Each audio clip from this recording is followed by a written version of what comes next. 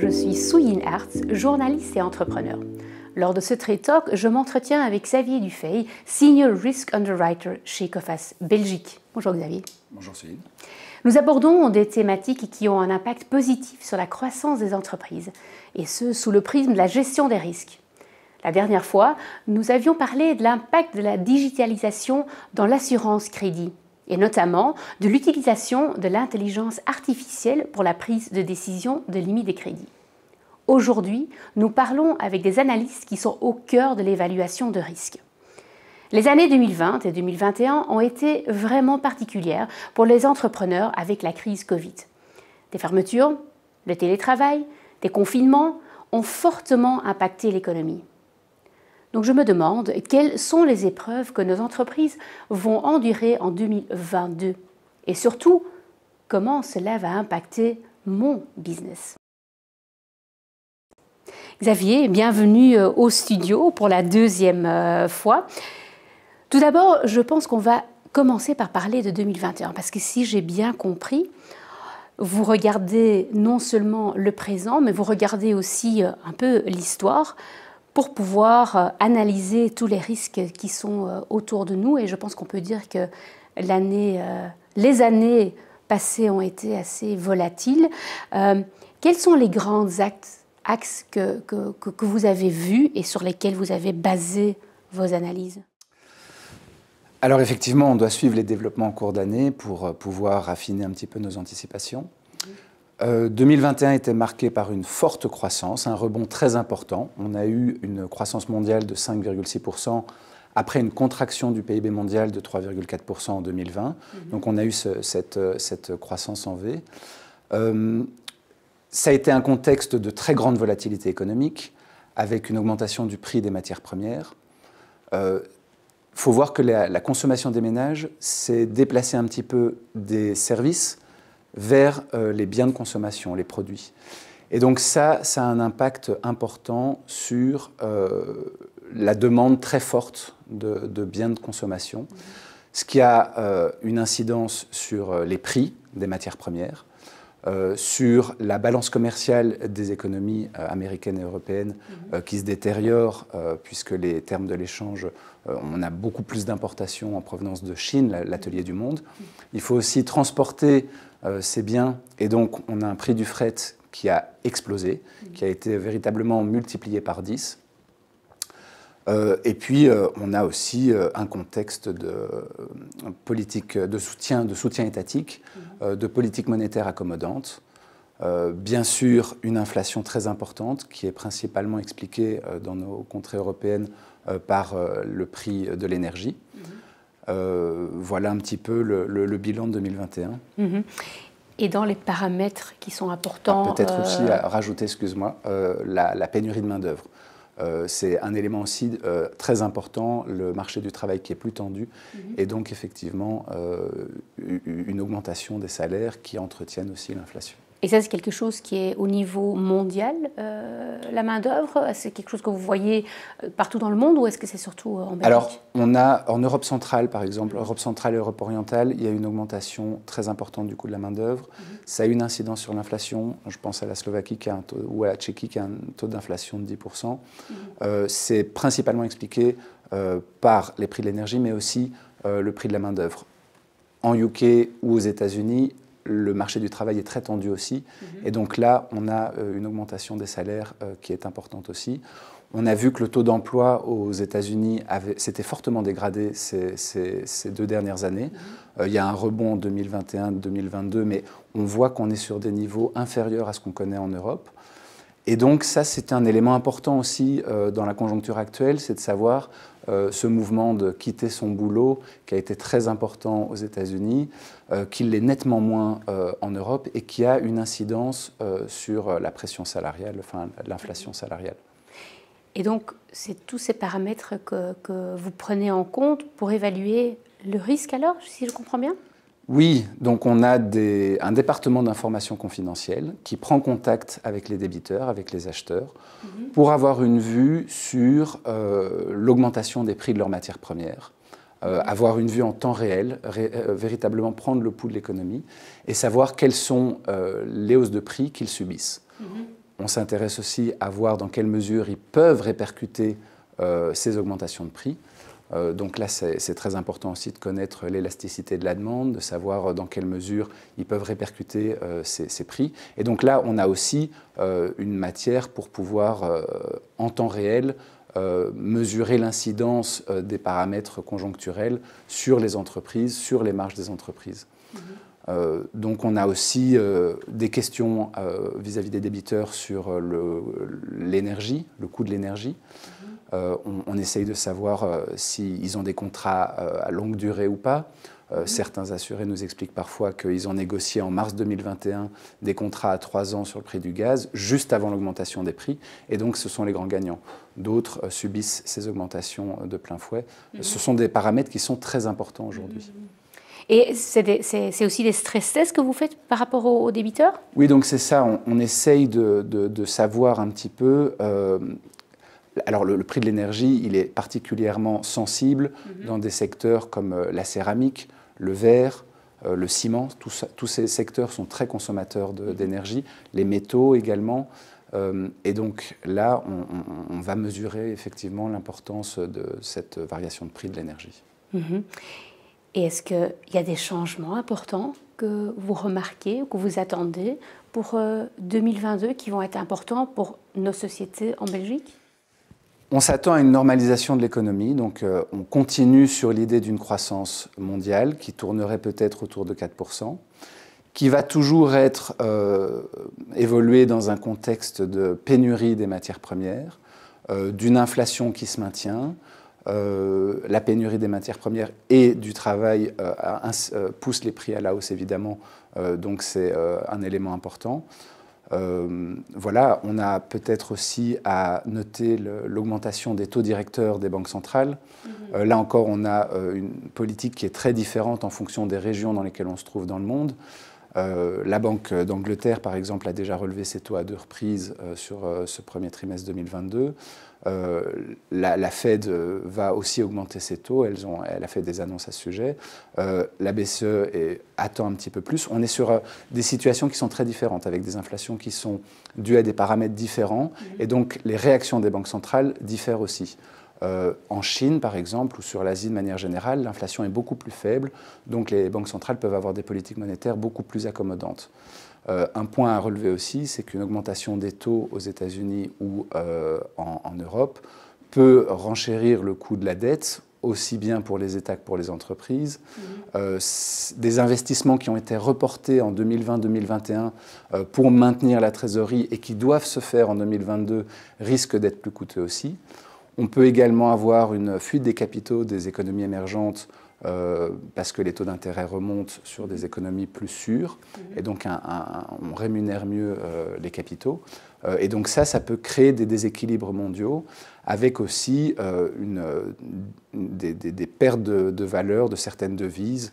Je pense à la Turquie, par exemple, qui a connu une inflation très importante et qui a une dépréciation de sa monnaie aussi. Alors ça favorise des exportations. On est toujours sur des phénomènes très ambivalents, très ambigus, où on a des plus et des moins, des vents contraires qui s'équilibrent parfois, et la situation n'est pas toujours très lisible. D'accord. Mais j'imagine que vous avez une certaine méthodologie pour prendre en compte tous ces paramètres pour que vous pouvez évaluer un certain risque. Comment est-ce que ça fonctionne, cette méthodologie? Alors, on a énormément de contacts aujourd'hui avec les débiteurs et avec nos assurés, des discussions privilégiées qui nous permettent véritablement d'avoir une vue actualisée sur les grands enjeux et la façon dont les entreprises ont de réagir et d'adapter leur stratégie. On a remarqué que la plupart de nos assurés sont des fournisseurs, donc ils ont une augmentation du coût de leurs matières premières, enfin de leurs propres produits ont des prix qui s'envolent, et donc ils nous demandent particulièrement de les soutenir dans ce contexte-là pour pouvoir continuer à assurer leur développement. Et je peux dire à ce niveau-là qu'on a eu une augmentation de 9% de l'activité de nos assurés, et on a aussi augmenté de 9% les encours qu'on assurait, donc on a réussi à les accompagner. C'est une question qui est récurrente chez nos assurés. Les prix augmentent, est-ce que vous allez continuer à nous suivre et à augmenter aussi les lignes de crédit que vous donnez.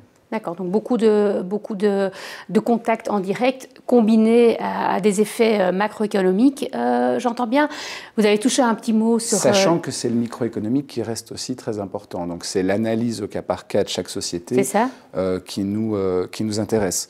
C'est la solvabilité et la liquidité des entreprises qui vont influencer nos décisions.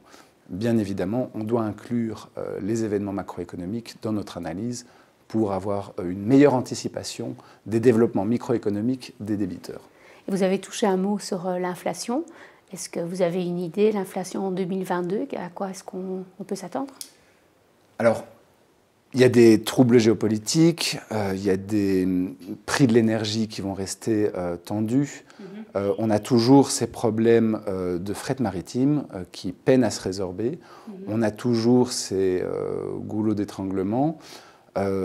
Et donc, on va probablement continuer à observer une inflation assez importante.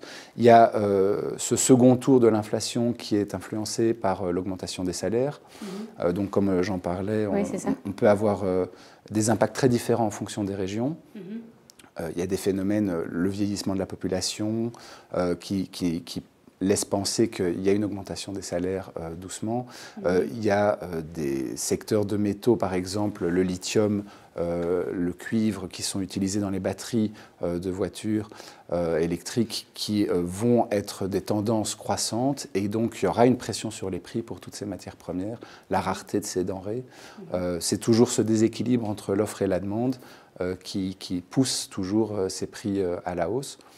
Après, il y a des effets contraires aussi. Quand on est acheteur et qu'on a des pressions sur ces matières premières, on va mettre la pression sur ses sous-traitants pour essayer de compenser un peu. Voilà, de compenser un petit peu. Mais donc, oui, c'est un petit peu... les banques centrales nous expliquent que l'inflation va diminuer en cours d'année. Voyons voir ce qui se passe. D'accord, on n'est pas certain, mais est-ce que vous avez une idée quand on regarde les faillites? Si je me souviens bien, les faillites étaient pas énormes en 2020, 2021. Il me semble que vous m'avez expliqué ça, mais en 2022, est-ce qu'on va voir un tsunami de faillites d'un seul coup ou pas vraiment? Qu'est-ce que vous pensez? Ça s'est vérifié mondialement. Pour la Belgique, plus précisément, où on a l'habitude d'enregistrer à peu près 10 000 faillites par an, on en a connu 7 000 en 2020 et 6 000 en 2021. Donc, quelque part, il faut se dire qu'il y a un retard de faillites, à peu près de 7 000 faillites. Alors, on pense qu'elles vont survenir en 2022 pour plusieurs raisons. Il y a la fin des aides étatiques.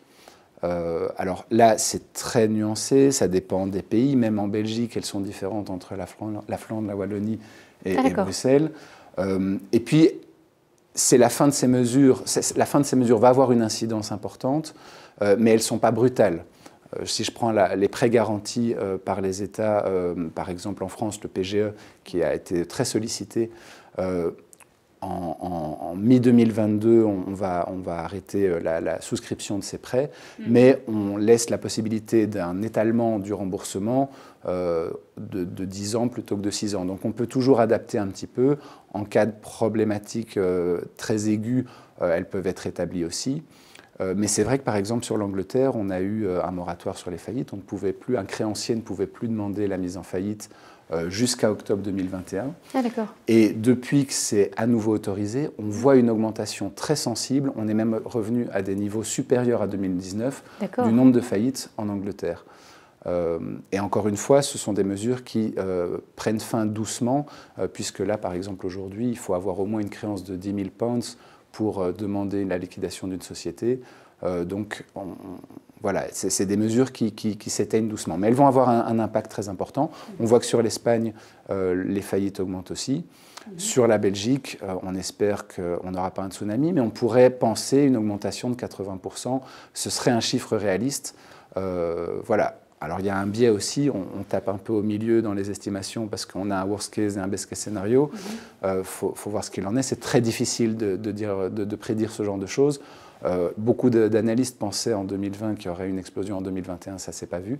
Ceci étant dit, là, il y a un alignement des planètes qui nous fait penser quand même que 2022 sera une année de reprise de faillite et d'augmentation des impayés. J'entends bien que vous n'avez pas la boule en cristal pour être certain de ce qui va arriver. Par contre, vous avez énormément d'expérience pour clôturer, parce que je vois qu'il faut quand même qu'on arrête cette discussion. Est-ce qu'il y a encore une astuce, quelque chose que vous pouvez donner aux personnes qui nous regardent, vous, arbitres expérimentés? Je crois qu'aujourd'hui, on évolue dans un monde extrêmement incertain et que donc les sociétés ont tout intérêt à limiter ces incertitudes. Pour paraphraser Descartes, je dirais que la seule chose dont on est sûr, enfin on peut douter de tout, mais la seule chose dont on est sûr, c'est l'incertitude. D'accord. Donc ce qui peut être intéressant, on a parlé de la production, d'une certaine autonomie de production d'énergie pour les entreprises, c'est très intéressant. On a certains assurés qui nous, dans la pétrochimie, dans le carton, qui produisent eux-mêmes, grâce à des panneaux solaires, leur énergie, et ils ont été gagnants aujourd'hui. On a d'autres éléments comme la couverture des risques de change. C'est intéressant aussi de se prémunir contre ces risques.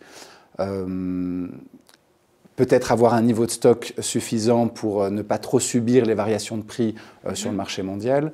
Et puis assurer son poste client, donc avoir recours au service d'un assureur crédit qui va sécuriser vos créances. On voit qu'il y a quand même des augmentations de créances douteuses dans les bilans des entreprises.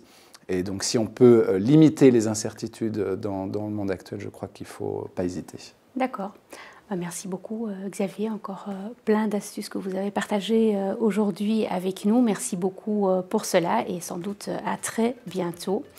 Et moi je retiens surtout que c'est 2022 qui sera une année mouvementée et que nous avons plus que jamais intérêt à évaluer correctement les risques lorsqu'il s'agit de savoir avec qui nous faisons affaire. Plus que jamais, nous souhaitons travailler avec des entreprises solides et l'air de temps montre qu'il est important de suivre la situation financière au quotidien, tant en ce qui concerne les clients, les prospects, les partenaires, mais aussi les fournisseurs. En tant qu'entrepreneur, je veux me concentrer sur mon entreprise et je n'ai ni l'expérience ni le temps d'analyser le macro et le microéconomique et donc, si j'ai bien compris, c'est quand même tout le temps en mouvement, donc un partenaire comme Coface apparaît donc comme un partenaire idéal pour continuer à faire des affaires avec du succès dans ces temps qui sont, comme on l'a entendu, très incertains. Merci d'avoir regardé ou écouté notre Trade Talks et je vous verrai sans doute le mois prochain. À très bientôt.